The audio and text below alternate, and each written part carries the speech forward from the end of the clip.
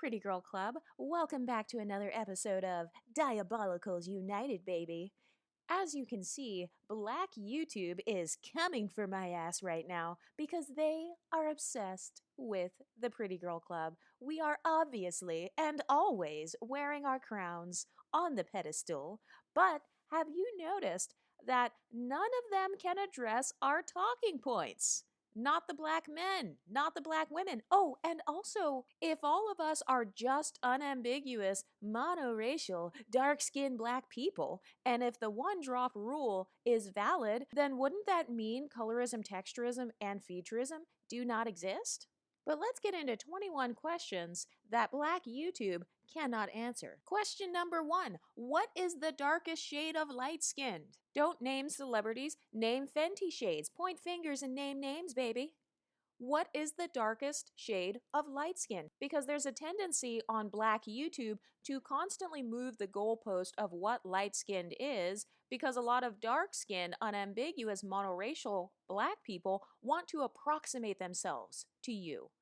And so this is why I say on here, they need us to be their representation. And so instead of actually addressing our talking points, they will resort to false doxing. They will resort to attempting to invade our privacy to try to prove that we're ugly. And then half the photos that they pull up aren't even of the same person. And then the other half of the photos clearly have a dark red preset over them. But they still failed to answer the question. This is all because we talk about colorism, texturism, and featurism on this channel. And what they don't understand is that the exotical space is an inclusive space. So unambiguous dark-skinned black women wanted exclusivity. They wanted to exclude people based on them not being unambiguous mono dark-skinned black women. And so we created our own space for exoticals, which includes anyone who does not fit the phenotype, the experiences, or the racial background of an unambiguous monoracial dark-skinned black woman. But that's question number 1. What is the darkest shade of light skin? Name a color. Name a Fenty shade. Point fingers and name names. What color is it? Because no one has been able to answer that question. It has just been deflecting to the extreme. Question number 2. Who gets to decide who's light-skinned or not? Is it you? Is it white people? Black people? Who gets to decide a person's skin tone identity? Because the last time I checked, all of the other identities, whether it's your political identity, your sexual identity, your socioeconomic identity, all of the other identities that a person can have are decided by themselves. So why is it that suddenly your skin tone identity can only be bestowed upon you by someone else? That is question number 2. Who gets to decide your skin tone identity? Who gets to decide who's light-skinned or not? Because why are you so mad? Question number 3. Whose responsibility is it to correctively promote you?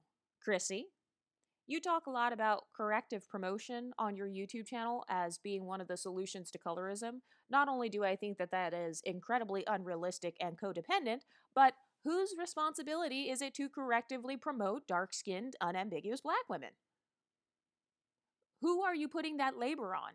Whose responsibility is it to be your mule to correctively promote you? And this is why I say they don't want exoticals to separate themselves from unambiguous black women, because they need us exoticals to be their representation.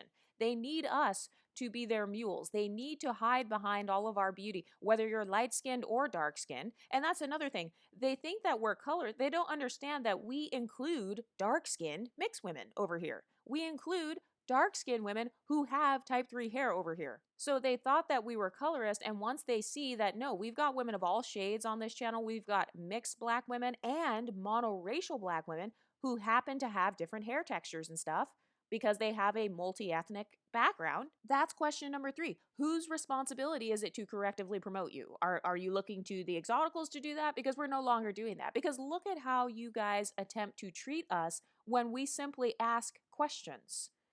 All we're saying is, hey, we want to be able to tell our life stories. I had people writing in, emailing me saying they don't like my story time series. They don't like us telling our life stories because they say that we make unambiguous black women the villain.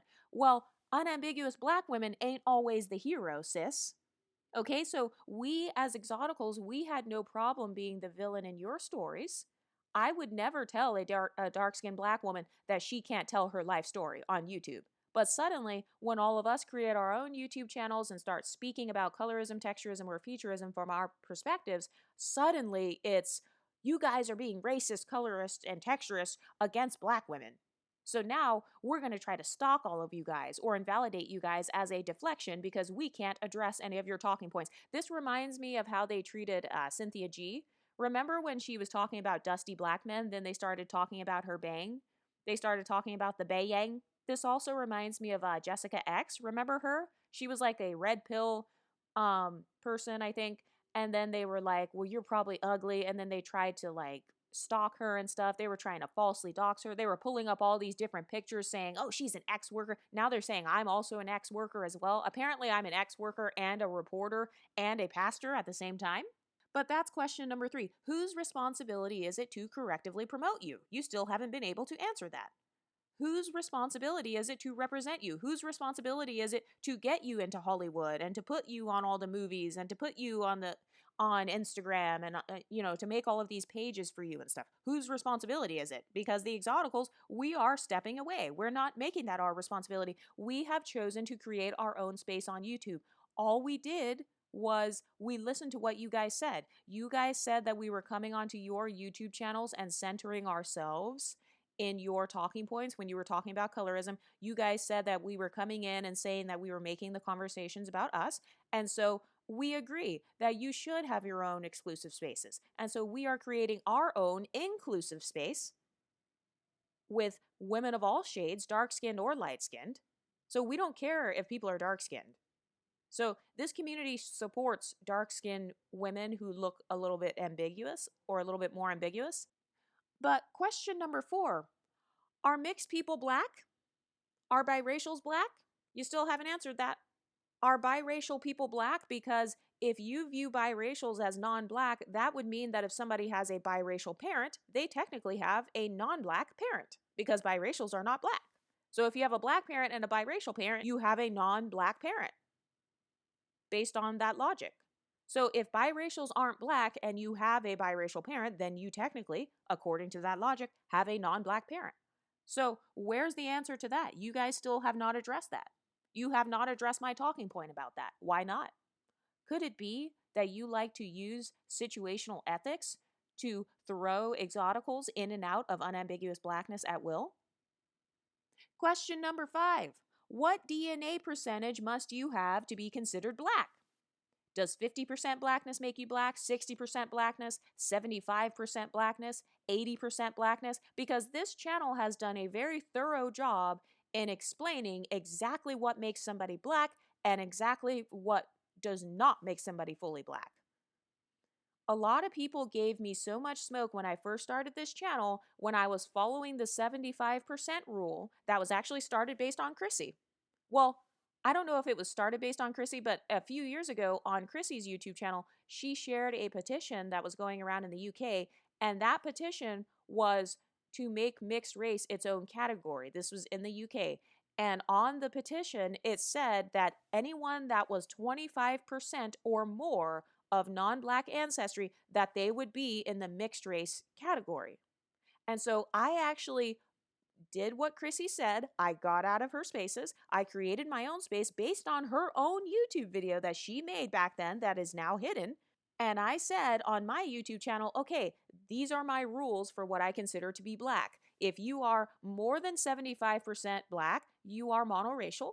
If you're 75% or less black, you are undeniably mixed race. It's not even an argument at that point because your own mother came out of the womb of a white woman at that point. Your own mother came out of the womb of a Chinese woman at that point. So if you're 75% or less black, that's not fully black. It's not. That's the rule that I created on my channel. And people were like, you're being divisive. You're playing the numbers game. You're playing the percentage game. But the reason that I created over 700 videos and the reason that I play the percentage game is because I knew that number 1, I'm a star and this channel is going to blow up. I already knew that. And number two, I knew that people would try to create rules and like move the goalpost. So I actually set a goalpost on my channel that has not been moved since day one. And I have the screenshots to prove it if necessary. On this channel, I consider anything that's 75% or less to be mixed race. And there's no argument about it. So are mixed people black? Are biracials black? Because if biracials are not black and you have a biracial parent, then that means you have a non-black parent. So now what? So you're telling me that biracial people birth unambiguous monoracial dark-skinned black children?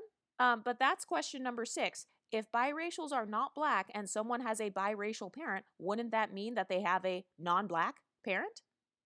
If biracials aren't black? Question number 7. Do you uphold the paper bag test? Because if you do, I don't want to hear anything about people being colorist, texturist, or featurist. If you uphold the paper bag test, which was started to specifically exclude people of your own complexion, if you try to utilize the paper bag test against a light-skinned person and say things like, you're not that light-skinned, or you're not even light-skinned because they're not high yellow is really those are the people that would pass the paper bag test. So in my opinion, the paper bag test is really just a test to see who's high yellow. So most light-skinned people, you may be high yellow sometimes during the year, and then you may be a little bit darker than a paper bag other times during the year. I personally do not uphold the paper bag test. We already set a goalpost or an establishment on what we are going to consider black and light-skinned and unambiguous. This is all based off of your own talking points. But that's question number 7. Do you uphold the paper bag test? You still haven't answered that. Because based on some of your talking points, it sounds like you guys do. So if you uphold the paper bag test, you are an internalized colorist, not me. Question number 8. Are light-skinned women allowed to fade their tans using kojic acid to stay as light-skinned as possible? Can light-skinned women do whatever they want with their bodies? Because I've noticed that there is a pattern where nobody cares if you're a light-skinned woman who tans. So like when I used to tan, like nobody cares, right? If you go out and sit in the sun for 8 hours and you become darker, you become bronze or something, everybody's like, "Oh, no big deal." But if you're one of the light-skinned people who wants to stay light-skinned, then suddenly it's an issue. So that's question number 8. Are light-skinned women allowed to fade their tans? Are they allowed to use kojic acid to stay as light-skinned as possible? And also, I've noticed that there's a tendency to call red bones in particular. If you're non-white passing, there's a tendency to call you a skin bleacher. So if you have kind of a light brown skin tone, maybe like a dark yellow or golden skin tone, there's always a tendency to call women within that skin tone range skin bleachers, but suddenly Kelly Rowland is not a skin bleacher. So do you see the situational ethics? Do you see the fake outrage? So you don't care about bleaching. You only care about light-skinned people or pretty women or mixed women who want to stay light-skinned. You don't care about tanning.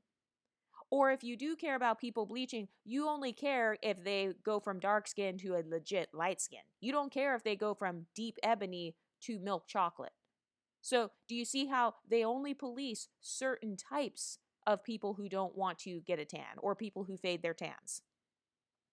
So that's question number 8. Are light-skinned women allowed to fade their tans using kojic acid to stay as light-skinned as possible? Question number 9. Why do you care about who loves or hates themselves? Why do you care? Why? Somebody else's self-love or self-hate doesn't affect you personally, right? You can just let them go hate themselves and then you just, let them fall into the abyss, right? You just let them fall into the abyss. But no. You want to chase the Exoticals wherever they go so that you can attempt to smear the Exotical name because you see that we're growing, baby. You see that we're not going anywhere. Question number 10. Why do you care about how someone else identifies themselves if it doesn't affect you? So if someone identifies as multi-generationally mixed, biracial, Creole, however they identify, it doesn't affect you, right? Or does it? Or could it be that you're desperately clamoring on to the Exoticals' coattails because you want them to be your representation, baby? Could it be that you desperately cling to women like Bernice Burgos and Tatiana Ali and Chili from TLC, who are brown-skinned women who have looser hair textures because you need to hide behind their beauty, because you don't want to show yourself with these three features on the screen? That's right. Shrunken 4C hair, broad facial features, and a deep chocolate skin tone. All of the unambiguous dark skin black beauty standards, you're not allowed to have those three things at the same time. They don't promote Ari Lennox as their beauty standard. Why? Have you ever thought about that? Why don't they promote Ari Lennox as their beauty standard? Well, because Ari Lennox looks too much like them. That's why. That's why. They don't believe that Ari Lennox is beautiful enough or different enough or quote unquote exotic enough to represent them. They'd rather have Jasmine Tooks represent them. They'd rather have Bernice Burgos be their unambiguous representation when we know damn well that Bernice Burgos is not an unambiguous, monoracial, dark-skinned, black woman. I said what I said. Number 11. Why do you care about what all of the exoticals look like? If we're such liars and we're so delusional and we're just self-hating and all of us are skin bleachers and all of us are clout chasing off of non-black ancestry and all of us are trying to be white and we're ugly and fat, then why do you care what we all look like? Why are you so curious? Could it be that you secretly put us all on a pedestal? And now that we're speaking up for ourselves, the tables are turning. Because you thought that you could have one or two or just a few YouTube channels dominating the black female conversation, and you're upset because now we have all come together, and now that we have all united, we are learning that we all share very similar experiences. So we can't all be lying. We can't all be delusional. And with that being said, why is it that instead of addressing our talking points, you want to focus on what our hair textures are, or what we look like, or whether or not we're ugly? The only people that care about what all the exoticals look like are incels who wanted to fuck us, or femcels who wanted to compare their beauty to ours. Those are the only people who care. It's the people who put maybe whiteness on a pedestal or the lighter the skin on a pedestal. Because I've seen some people, they will try to come for some of the people in this space and they'll be like, well, that girl's not an exotical. Well, yeah, you're saying that because you don't view blackness as exotic. You're a part of, you're monocultural. So, of course, you don't view her as exotic because all you know is blackness, the black community, and black culture. So, you view whiteness as exotic. So, why is it that when it comes to the black community and the black conversation, blackness is at the center, but suddenly when we're talking about mixed race people, suddenly whiteness becomes the standard? Why is it that when you're talking about light-skinned black women, suddenly whiteness is the standard for light skin? Oh, you're not white passing, so you're not light skinned. Do you see the hypocrisy? Question number 12. Can dark-skinned women be mixed? Because you have yet to answer that question. I've yet to see an answer to that in black YouTube. Can a woman be mixed race and be dark-skinned? Is that possible? Because this channel accepts dark-skinned mixed women. We don't care who's dark-skinned over here. So you won't be able to hit us with that talking point. You're too black to be mixed. You're too dark to be mixed.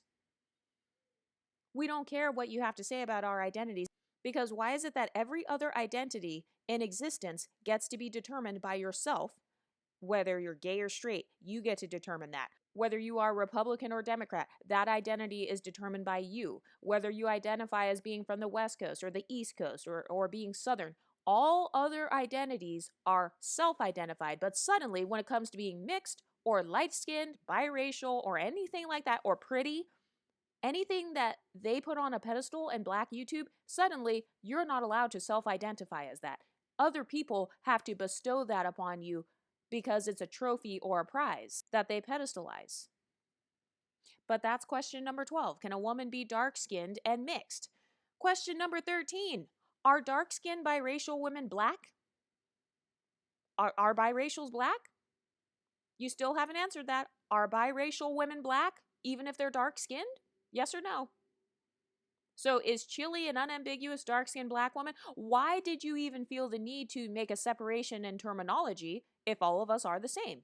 If all if all of us look the same and have the same exact experiences, you wouldn't even need to have the term unambiguous. So have you noticed that ever since us exoticals took back that word exotical and we are wearing it with pride, and we're wearing our identities with pride, suddenly they want to try to bring back the one drop rule. Oh, well, all of you guys just look black anyway.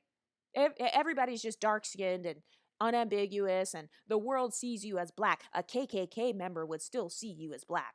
Why are we centering our identities around the KKK? Have you ever noticed that? Now suddenly they want to try to bring back the one drop rule. Or I call it the 51 drop rule. If you have 51% or more black, then suddenly you're unambiguously black. Okay, so then I don't want to hear anything else negative about Cardi B, who is most likely over 50% black. I don't want to hear anything else negative about any other women being colorist, texturist, or featurist then. And also, I don't want to hear anything else negative about us replacing you in the media then. So if all of us are just black and we all have the same exact experiences, why do you complain about us replacing you in the media? Why do you complain about us getting the black scholarships and winning the HBCU pageants and getting all of these modeling contracts and opportunities and dominating the music industry then? Why do you complain? I thought we were all the same, right? Regardless of skin tone and hair texture, we're all black, right? We're all just black. So do you see the hypocrisy? Do you see how they move the goalpost? This is proof that we have a fluid identity. They really have a problem that we have a fluid identity. They're mad because we have the privilege of jumping in and out of blackness. You get to wear multiple titles in society as an exotical. You get multiple titles. You get to be light-skinned, you get to be Latina, you get to be biracial or multiracial or multi-generationally mixed, and you get to be black, depending on the circumstances. So that's really what they're mad at. They're mad at the fact that we have multiracial, multi-ethnic, multifaceted identities. That's really what the issue is. They're mad because we have fluid identities. We can hop in and out of blackness at will. And this is why. It's because every time we hop out of blackness for a moment and say, hey, we are multicultural, or hey, I'm multi-ethnic, I speak multiple languages, or whatever, then suddenly it's, no, get back over here in the black community where you belong. You're too dark. You're too black looking to be considered mixed race. Question number 14. Can a woman have 4C hair and be considered non-black? For example, Doja Cat. If biracials are not black, that means Doja Cat is not black, and therefore you can be non-black and have 4C hair. Do you agree with that? That's another question that you haven't answered. Can someone have 4C hair and be non-black? Such as Doja Cat, who is a biracial, and you guys say biracials are not black. Okay, so then that means Doja Cat is a non-black woman with 4C hair. And that means that Doja Cat's children, if she has children with a black man, that means that they would have one non-black parent, Doja Cat, who has 4C hair, according to that logic, that biracials are not black. Okay, so then non-black people can have 4C hair then, right? Do you agree? That's another question you can't answer. Question number 15. Can brown-skinned black women still benefit from isms? I saw you guys attempting to come for Kia Roan, and you guys attempt to come for the browner or dark-skinned exoticals. Can you be dark-skinned and still benefit from an ism? Because that's a question that I've answered on this channel multiple times. Of course you can. You can still benefit from texturism or featurism and be of a darker complexion. But why is it that on Black YouTube, they refuse to acknowledge that? They refuse to acknowledge the dark-skinned women who are still out here living their best lives, benefiting from isms every single day. Bernice Burgos, Tatiana Ali, Chili from TLC, Ryan Destiny. So that's yet another question that you still haven't answered. Question number 16. Can brown-skinned women still be exotified? Can you look exotic and have a dark skin tone? Is that possible? Because my channel says yes, of course. But that's another question that Black YouTube refuses to acknowledge. They refuse to acknowledge the fact that you can be dark-skinned and still be exotified, just like how light-skinned people are. And they're refusing to acknowledge it because, like I said, they need us to represent them. They need us to be a part of their community only because they need to hide behind our beauty because without us, they have no beauty standard. And then I see that they were trying to say that we are cosplaying so that we can attract black men. That's got to be one of the most laughable talking points I've ever heard in my life. That doesn't even make sense because if you're cosplaying to attract a man, what's going to happen when the man meets your parents?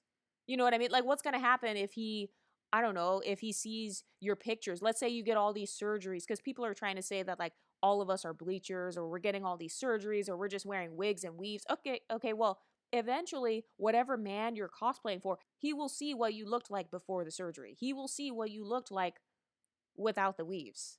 So that doesn't even make sense. Like, what would we have to gain by pretending and lying and being delusional? What would we have to gain by doing that? So that talking point doesn't even make sense. All of us are just cosplaying and just faking and lying. No. How about all of us are creating a space that was never created for us before? And you're mad about it because we are innovators, we are creators, we are trailblazers. So that's why you're mad. You're mad because your community sucks, according to you. Your community is trash. This is according to you. And you're mad because we have fluid identities. That's really what it is. You just don't like that we have multifaceted identities. You don't like that somebody can be dark skinned and be multi ethnic. You don't like that somebody can be dark skinned and share your skin tone and still be exotified in society. You don't like that somebody can be dark skinned and have it not be a handicap for her. That's really what it is. But that's a question you guys still haven't answered. Number 16, can brown skinned women be exotified? You guys still didn't answer that. Number 17, if you can be mixed and white passing, why can't you be mixed and black passing? That is one of the top questions that you guys have not answered. So you're telling me it's possible to be mixed and you can pass as white and nobody has a problem. But suddenly if you're mixed and you pass as black, then it is a problem. Question number 18. If 70% white people, like in terms of mixtures, if you're 70% white, you are called biracial. For example, Meghan Markle, Danny Lay, Mariah Carey, Halsey. So if you're 70% white or more and you're still called biracial, why is it that 70% black people can't be called biracial or mixed? Has anyone else noticed that? So, for example, if you look like Mariah Carey, Danny Lay, if you have majority European ancestry, nobody has a problem with you calling yourself mixed. But if you look like Justine Skye and Ryan Destiny, suddenly it is a problem to be called mixed. Suddenly, you're only allowed to identify with unambiguous blackness. You still haven't answered that question. So, if 70% white people are called mixed or biracial, why are 70% black people only called black? This community addresses the hypocrisy. Yours still hasn't. Question number 19. What do mixed people look like? What does it mean to look mixed? You guys still haven't answered that question. What is looking mixed? What is a mixed person supposed to look like? Oh, what? You don't have an answer? Yeah, we know.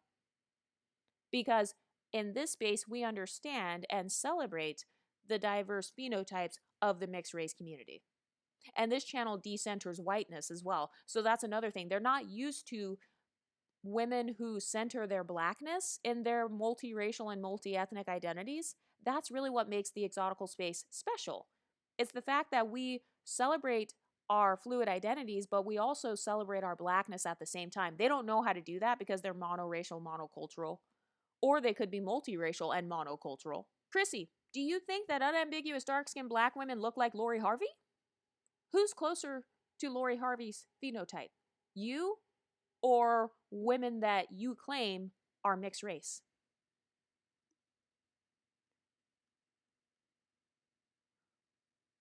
Question number 21. If I am who you think I am in terms of all this supposed doxing you're doing, so does this mean I get the N-word pass, Chrissy? So can I call you the N-word then? Do I get to say the N-word? Can mixed women say the N-word? If you're 70% black or 75% black, like Ryan Destiny or Justine Skye, do you get the N-word pass? Can Chili from TLC, can she call you the N-word when she gets mad? Can she call you a nappy-headed hoe when she gets mad? Because, I mean, they're just black, right? Because their skin is brown. If brown skin makes you black, why do you guys have a problem when we use words like nappy, or when we use the N word, or when we take over all of the movie roles and dominate the music industry? Which one is it? That's another question that you still can't answer. And then I've got two more bonus questions. Number 22. What is an unambiguous monoracial dark skinned black woman, according to you, Chrissy? And Black YouTube, what makes a woman black? What makes her unambiguous? Skin tone, hair texture? Because this community over here is actually very organized. We have definitively established what we consider to be black. If you are more than 75% African, we consider that to be monoracial with admixture. If you have the dark skin, the broad features, and the 4C hair, we consider that to be looking unambiguous. So we're actually very organized. We have answers to all of these questions. Where are your answers? What is an unambiguous monoracial dark-skinned black woman? Did you not coin that term yourselves over there on Black YouTube? You guys created that term, unambiguous. Unambiguous means that there's no argument about your ambiguity. So the fact that people are even arguing about our ambiguity over here, that's what brought us here in the first place. Because if you're truly unambiguous, there wouldn't even be an argument about how you look. I don't see people arguing about Wesley Snipes and whether or not he looks mixed or biracial. I don't see people arguing about Eddie Murphy and whether he looks Latino or looks like a stereotypical Mexican person. People aren't arguing about that. You know why? Because they're unambiguous. Ambiguity means that there is a debate. It means there's a debate about your skin tone. It means there's a debate about your ancestry. There's a debate about your parents and how they look. Unambiguous means there's no question whatsoever. You would walk into a room full of unambiguous black people and blend right in. It means that you blend right in perfectly with the people of your group because you phenotypically fit in with them. That's what unambiguous means. So before you coin terms, you may want to look up the definitions of them. Number 23. If you told Exoticals to get out of your spaces, why do you care what we do and say? Why do you care what we're doing over here? Especially if we're just all struggle channels and all of my subscribers are fake, supposedly. So supposedly all my subscribers are fake and all of the other Exotical channels are actually me. Like, that's one of the conspiracy theories about me. That, Pretty in Between, Exotic Brown Skin, all of these other channels is actually me pretending to be other YouTubers. And, like, all of these are my voice with different voice changers. That's one of the conspiracy theories. So, if you told Exoticals to get out of your spaces, why do you care what we do and say? If we're just irrelevant and we're not a threat and we're not going to grow and we're never going to succeed, then why do you even care? Because last time I checked, I'm not flagging down any of the videos where they're claiming to dox me because it's helping me to get a check. And also, I'm not threatened by what people say. I don't give a fuck who you think I am. I don't care if you pull up a picture of a dinosaur. I don't care if you pull up a picture of a 500-pound woman and say it's me. You think I'm scared of doxing or false doxing? I'm not. So I don't care what you guys do or say. I don't go out of my way to try to destroy you guys' entire spaces. I just make my own videos that are focused on my audience, and I just keep it moving. So if you told Exoticals to get out of your spaces, why do you care what we do in our spaces? And why do you think that you have the right to influence our spaces? Why are you threatened by us? And those are the 23 questions that Black YouTube cannot answer. What do you ladies think? Let me know in the comment section, and I'll talk to you next time. Stay pretty, ladies.